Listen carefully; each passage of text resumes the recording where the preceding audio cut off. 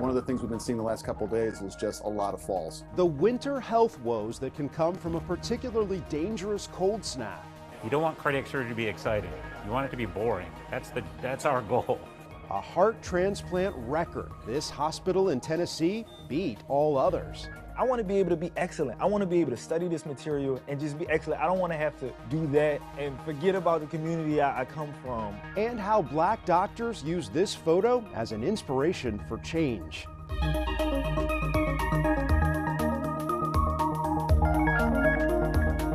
Welcome to Eye on Health, where we focus on stories that affect your physical and mental well-being. I'm Bradley Blackburn. We begin with sweeping executive orders issued by President Trump during his first days in office that impact public health. What is this one? Withdrawing from the World Health Organization, sir. Ooh, that's a big one. President Trump signed an executive order on his first day in office withdrawing the U.S. from the World Health Organization, saying the global health agency mishandled the COVID-19 pandemic. He also said the U.S. pays too much compared to other countries. China pays $39 million and we pay $500 million. And China's a bigger country. This isn't the first time Trump has tried to sever ties with the W.H.O. In July of 2020, after the W.H.O. declared COVID-19 a pandemic and cases surged around the world, Trump told the United Nations that the U.S. would pull out. President Biden reversed course when he came into office. WHO officials hope Trump will reconsider. WHO plays a crucial role in protecting the health and security of the world's people, including Americans. Other executive orders signed the first day, ending Biden-era policies designed to strengthen Medicaid and the Affordable Care Act. Subsidies for the ACA expire at the end of this year, and the Congressional Budget Office estimates if they are not renewed in 2026, 2.2 million people will lose their insurance. President Trump also revoked a Biden executive order to negotiate lower drug prices. It's clear Donald Trump's golden age is not for the working and middle class. He made it a golden age for big pharma. The Trump administration has also put a freeze on communications between many federal health agencies and the public through the end of the month. Really productive. Still to come, the Senate hearing for Robert F. Kennedy Jr., President Trump's pick for the head of the Health and Human Services Department. Kennedy has a history of publicly criticizing vaccines, despite overwhelming evidence that vaccines are safe and effective at preventing disease. Public health experts say he could influence vaccine policy. A recent survey finds at least 12% of children have a vaccine-hesitant parent. The CDC reports kindergarten vaccine rates have fallen to 93%, below the 95% rate needed for herd immunity. On CBS Mornings Plus, Chief Medical Correspondent Dr. John LaPook pointed to an increase of measles cases nationwide. The CDC says they quadrupled from 2023 to 2024.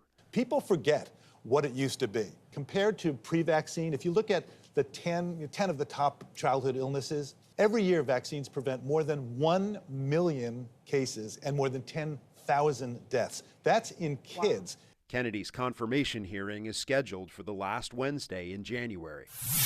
A first-of-its-kind report shows tens of millions of people could die from infections resistant to antibiotics over the next 2 decades. CBS's Danya Backus has one survivor's story. For Joseph Pass, a simple toe injury from basketball led to an antibiotic-resistant infection that almost killed him. My condition was not improving, and so it was determined that the infection was still going strong. 13 years ago, the high school athlete contracted community-acquired MRSA, which spread to his knee, throughout his body, and attacked his heart. He spent months in the hospital and needed 2 open heart surgeries. The cardiothoracic surgeon removed lots of tissue, infected tissue from my heart to stop the infection. Several orthopedics who went into my tibia and femur to remove infected tissue. A study estimates more than 39 million people globally could die from antibiotic-resistant infections over the next 25 years. Antibiotic resistance is what happens when a bacteria changes in such a way that the antibiotics we use to fight these infections are either not effective or less effective than they used to be. UCLA's Dr. Kevin Ikuta authored the study, which shows deaths among people 70 years and older increased. Older adults tend to have more comorbidities like diabetes, heart disease, or cancer that puts them at greater risk. And as we get older, our immune system is not quite as robust. Joseph couldn't go back to playing basketball, but he enjoys other sports now. He urges others to be vigilant about prevention. Don't share towels, don't share equipment, keep your cuts covered and treated. Precautions that could be life-saving. Danya Backus, CBS News.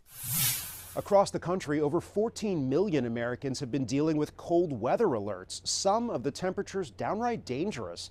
The Arctic air mass is forecast to leave as milder air settles in. But since we're just about 1 month into winter, there will likely be more bitter temperatures in the coming weeks.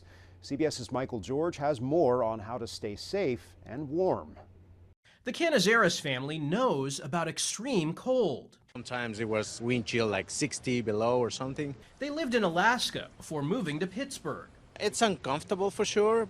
Watch those icy walks and be careful shoveling, says Dr. Steve Dorsey, Assistant Medical Director of the Cleveland Clinic Emergency Department. There's clearly an association between the exertion of clearing snow and provoking chest pain or angina. The very young and very old have a harder time regulating their body temperature, so they're more vulnerable to the colder temperatures. Children have a high metabolic demand, and their body surface area compared to their weight, they lose heat quicker. And then older folks don't regulate their temperature as well, or they can be on medications that can affect their blood flow and their blood pressure. Freezing temperatures can cause frostbite, which can happen in minutes. Symptoms appear in 3 stages: cold, sore, and painful, pins and needles, numbness. Dr. Dorsey says get out of the cold if experiencing symptoms and do active rewarming. The best way to do that, particularly for the fingers or toes, would be to run them under warm, not hot, but warm water. Then it's a matter of taking a look at the skin and seeing, are there coloration changes? Is there duskiness at the tips, or are there blisters? Those are signs of deeper skin injury that need to be seen by a physician promptly. When temperatures are this cold, Dr. Dorsey's best advice is to just stay indoors and stay warm. Michael George, CBS News, New York. Another health danger that peaks in winter months is carbon monoxide poisoning. Each year, the fumes kill hundreds of Americans and sicken far more. Many parts of the United States are dealing with freezing temperatures and wintry conditions, which can lead to power outages and other problems when trying to stay warm. In Houston, leaders are warning about the risks of carbon monoxide poisoning from heaters, fireplaces, and generators. We did have an incident today that involved 2 children. Fortunately, our fire department did an amazing job in taking them to a local hospital for precautionary measures, and the prognosis is good. Every year in the U.S., about 100 people die from CO poisoning from portable generators, according to the Consumer Product Safety Commission. Carbon monoxide is an invisible killer. You cannot see it, you cannot smell it, and it can literally incapacitate you in moments and kill you. That's why prevention is critical. Number 1, make sure you have carbon monoxide alarms. Install one on every level of your home and outside sleeping areas. Check the batteries regularly. Number 2, get a professional inspection of your furnace and your other fuel burning appliances every year. And 3, never use a portable generator inside your home. That's where we see the most number of deaths related to carbon monoxide. Symptoms include headache, dizziness, weakness, nausea, vomiting, sleepiness, and confusion. If you suspect CO poisoning, get out of the house to fresh air right away and then call 911. After the break, the photo that sparked a viral movement to get more black students into medical school and a flip phone challenge for middle schoolers.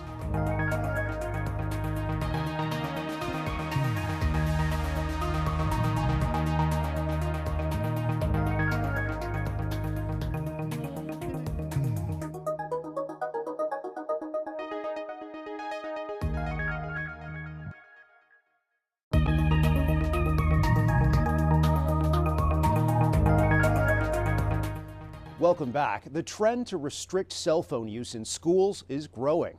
New York Governor Kathy Hochul recently called for restrictions, and at least 8 other states have enacted bans or limits on phones in schools. So can students raised with smartphones give them up? CBS's Meg Oliver put a group of 8th graders to the test.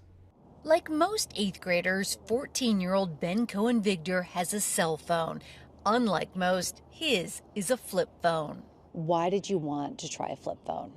I knew that something had to change because I was not getting my work done. I was very anxious. I was biting my nails a lot.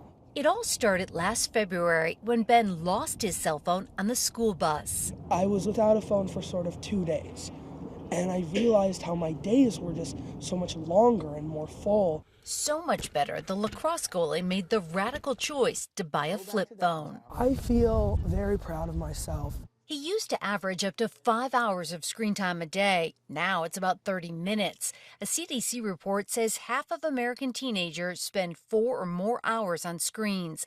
Teenagers with higher daily screen time are more likely to experience anxiety and depression. It can be distracting. So we asked 4 of Ben's friends, Carson, Renita, Jameson, and Maya, all 8th graders in New Jersey, to try flip phones for a week. What is your average daily screen time on your phone? 10.5 hours. 10.5 hours? What are you doing on your phone for 10 hours a day? Watching Gossip Girl on TV and TikTok. They were curious but skeptical about the experiment. Jameson says he isn't doing as well as he wants to in school. I think my phone's a big factor in that. Although Renita plays 3 sports, she admits wasting time on her phone. Then I'll realize 30 minutes or an hour has gone by. Carson agreed to participate, but the avid basketball player was nervous. As I got closer, I started having bad thoughts about it. But Maya, who loves studying English and just started rowing, is hoping this trial helps her at night. Hand over the phones. Let's see. It's going to be okay. Thanks, Jameson. Are you ready? Here's your new flip phone. Do you know how to text on there? No. No. It's day 2. It was hard because I didn't have my phone. Carson didn't make it. He asked for his phone back within 24 hours. What have you been doing without your smartphone? I just sat there and stared at my wall until I'd practice. How do I add a new contact? The others stuck it out, sending in mostly positive reviews. I have been sleeping a lot better. I'm a lot less tired during the day. I don't have my Apple Pay, which really doesn't help. I finish homework so easily and faster. Hi. Hello there. How are you? 7 days later, we reconvened. It wasn't as bad as I thought it was going to be. And Jameson, what was the positive for you?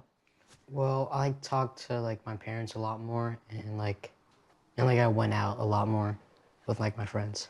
What did you learn from this? I think that not your whole life should be on your screen. There should be things just off of that. I think it helped them even in ways they don't realize. In February, it will be a full year for Ben and his flip phone. His friends may not want to join him full time, but he believes it's never too late to make a change. It doesn't have to be something as drastic as completely getting rid of all your social media. I still have an Instagram account that I will use on my computer, but it's more about doing small things that you can bring together to just fix that constant need.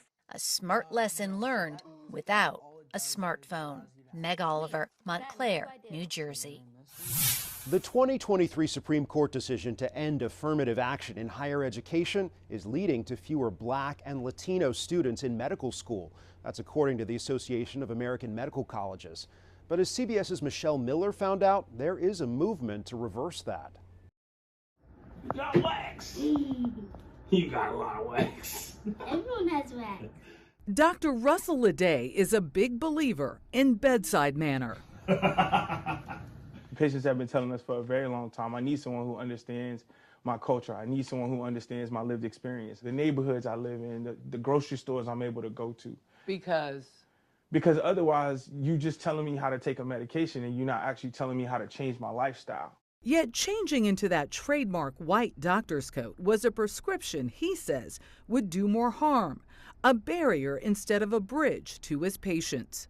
So you've made being uber smart, uber educated, uber excellent, cool, and real. Yeah, and real, as real as it comes. Because at the end of the day, it means that we bring in our authentic selves into clinical environments and patients can feel so much more comfortable. Respect is the first thing you got to bring to the door. It's everything. Which is why the 38-year-old married father of 2, a graduate of Tulane Medical School, travels the country evangelizing the field of medicine. The work that I've been able to do is a mixture of being lucky and being blessed. And promoting his foundation, 15 White Coats, inspired by this 2019 picture that went viral.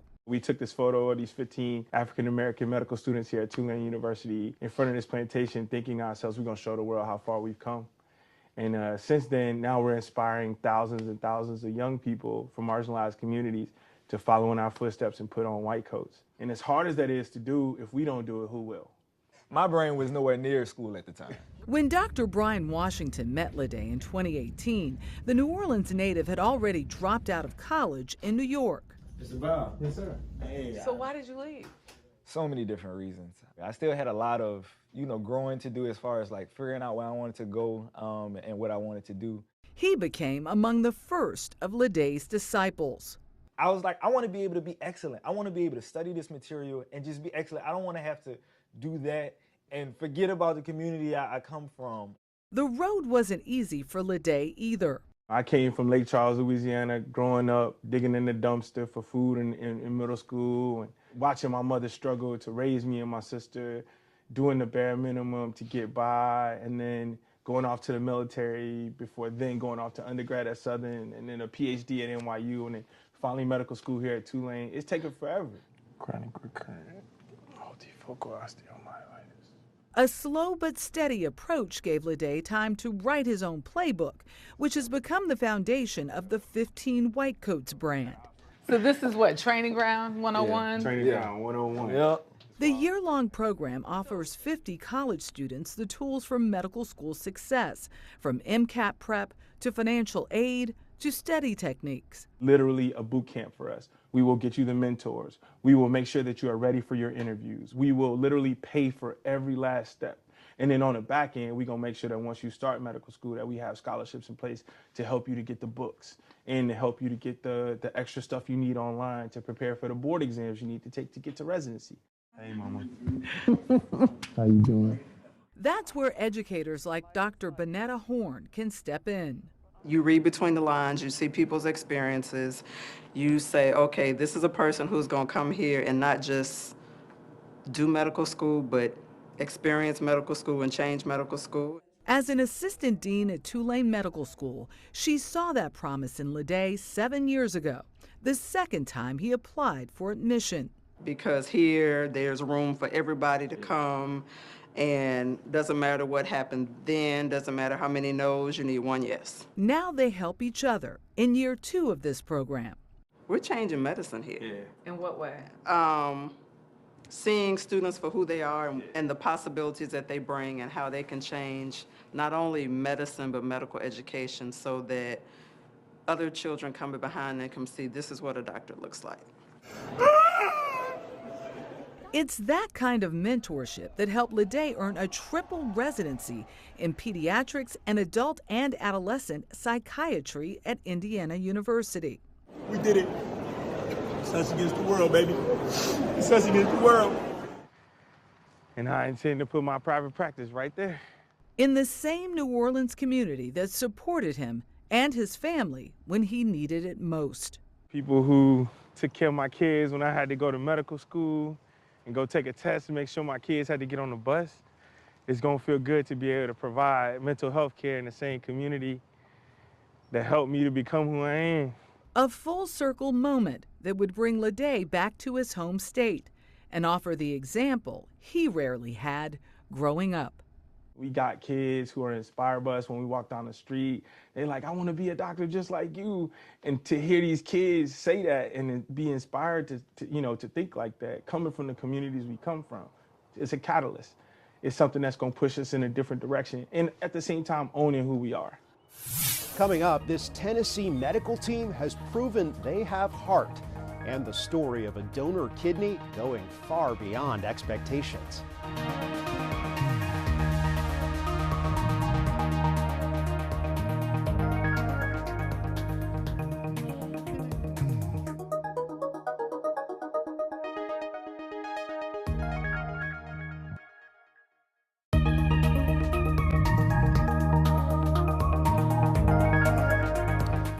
Welcome back. The Vanderbilt Transplant Center in Nashville, Tennessee has set a world record for the number of heart transplants performed in a year. CBS's Nikki Hauser goes inside the busy operating rooms where doctors saved the lives of 174 people. We are in operating room 11, which is a cardiac operating room, in the midst of a heart transplant. Now rewarm. Rewarm. This team is hours into surgery, and the time has finally come. Can I get a 3-0 transplant? One heart comes out, and a new one takes its place. You don't want cardiac surgery to be exciting. You want it to be boring. That's our goal. While it's just another day for the Vanderbilt heart transplant team, this past year has been anything but routine. Together, they set a world record, performing 174 heart transplants in 2024. There's not a more cool thing to do than to take a bad old heart out and put a new one in and it work, and it helps change someone's life for the better. You know, we have to keep pinching each other. So, I love you. Down the hall, Sarah Dillon is recovering from her own heart transplant surgery 11 days ago. I feel like a miracle. And I just started crying. I was just thanking God. I was like, we got the call, we got the call. Thank you, God. Thank you, Lord. Thank you, Vanderbilt. It's patients like Sarah that bring this team back to the OR every day. It's what drives them to stay ahead of the curve, like developing unique technologies and strategies to preserve the organs. And those things, I think, have allowed us to, again, travel longer distances to recover hearts and consider hearts that might otherwise be discarded. We've actually taken hearts from Alaska, Puerto Rico, Canada. They all end up right in this room, where the whole team works to make history again. The real driver for all this is innovation. How do we do it better? How do we solve the next set of problems that are associated with not just transplantation, but advanced cardiovascular disease? Nikki Hauser, CBS News, Nashville, Tennessee. Organ transplants can sometimes add decades to a person's life. CBS's Derek James has the story of one Minnesota woman who, so far, has lived another half-century thanks to her organ donor. This is a thank you card. Each week for 42 years, Pat Kappa sent her father, Cy, a card in the mail. To say to him, Dad, I'm so grateful you saved my life. She's celebrating a special milestone, the 50th anniversary of her father donating his kidney to her. He never had surgery in his entire life. They weren't quite sure how he was going to react to it, but he was just so happy to do it. Kappa was sick for most of her childhood. Her health deteriorated until eventually she got the kidney donation, a relatively new procedure in the 1970s when she was 21. How well do you remember the surgery? Oh my gosh, like it was yesterday. What stands out most is when her dad came into her recovery room for the first time post-surgery. And he was holding this little doll, and this is what he said to me. He said, you know, fathers are the luckiest people in the world because they give birth to their daughters. I am the luckiest person in the world because I gave birth to you twice. Kappa says the transplant changed her. I had never known what it felt like to feel good. And led to a new purpose. I decided to save other lives and went into public health. She spent her life promoting healthy living and organ donation while still battling a myriad of complications. It started with gratitude. I learned that resilience, and I think that has extended my life. So I owe a great debt to my father. Cy Kappa passed away from Alzheimer's disease 7 years ago, but his decision to be a hero for his daughter lives on through the traits he passed on to her. Derek James, CBS News. A gift of life that lives on. That's Eye on Health for this week. I'm Bradley Blackburn. Thanks for joining us, and be well.